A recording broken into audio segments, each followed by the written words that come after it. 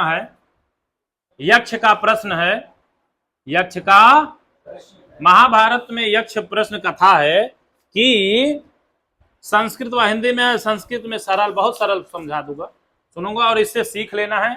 पहले हम पढ़ेंगे हिंदी, पहले संस्कृत हिंदी में सुनेंगे ताकि समझ में आए, क्योंकि जो चीज समझ में नहीं आएगी वो संस्कृत में, पहले बात तो हिंदी सही होना चाहिए। तो एक बार पांडव वनवास में थे, एक बार पांडव वनवास में थे।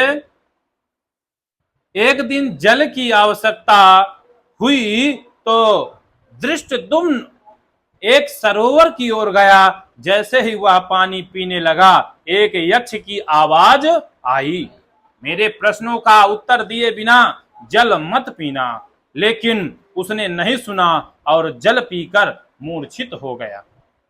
फिर नकुल, सहदेव, भीम और अर्जुन सभी गए और उन्होंने भी यक्ष की बात नहीं मानी, वे सभी मूर्छित हो गए।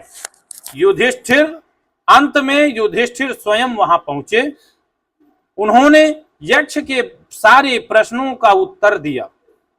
यक्ष का प्रश्न हुआ और कहा, तुम एक भाई को जीवित करने की इच्छा रखते हो, बताओ कौन जीवित हो, बताओ कौन जीवित हो। तो युधिष्ठिर ने कहा, नकुल जीवित हो।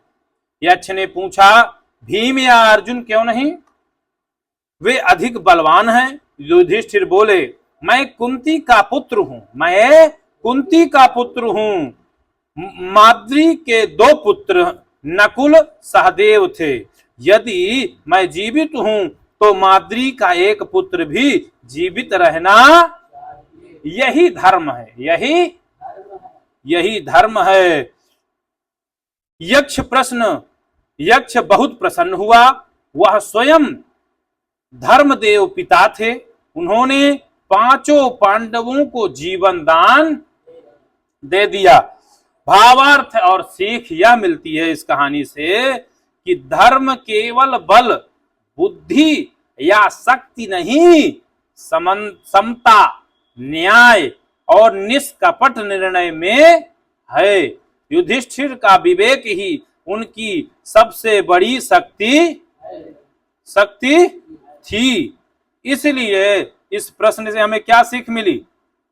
इससे यह सीख मिलती है कि हमें हमेशा धर्म, न्याय और अच्छे विचार व्यक्त करना।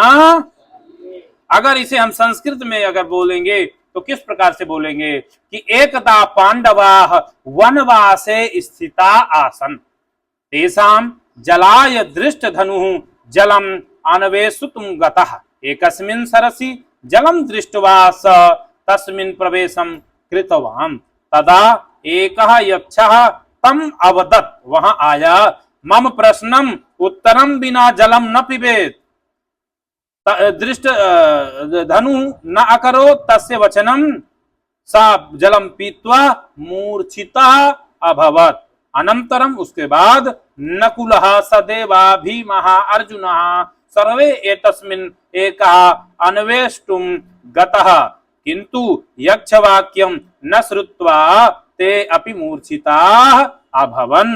अन्ते धर्मराजः युधिष्ठिरः आगच्छत्। अंत में धर्मराज युधिष्ठिर आए। तेन यक्षस्य सर्वे प्रश्नाः उत्तरिताः, तेन वे सभी प्रश्नों का उत्तर दिया और यक्षः प्रसन्नः अभवत्, यक्ष प्रसन्न हो गया।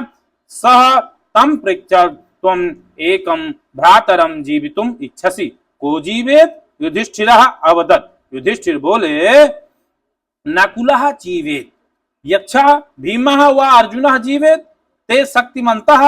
युधिष्ठिरः, धर्म मम पालनम आवश्यकम, माता कुंती पुत्र अहम, माता माद्री पुत्र नकुलः, समतः आवश्यकः। यक्ष संतुष्टः जातः, तेन सर्वे पांडवाः जीवनं प्राप्नुवन्, सः यक्षः स्वयं धर्मः एव आसीत्।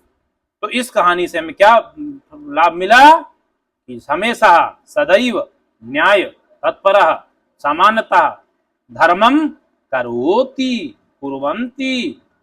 ठीक है, अच्छा लगा कि नहीं? ये ज्ञातव्य बातें अच्छी लग रही? तो इसी प्रकार की जो जीवनचर्या है उसे सीखना है, इन सब चीजों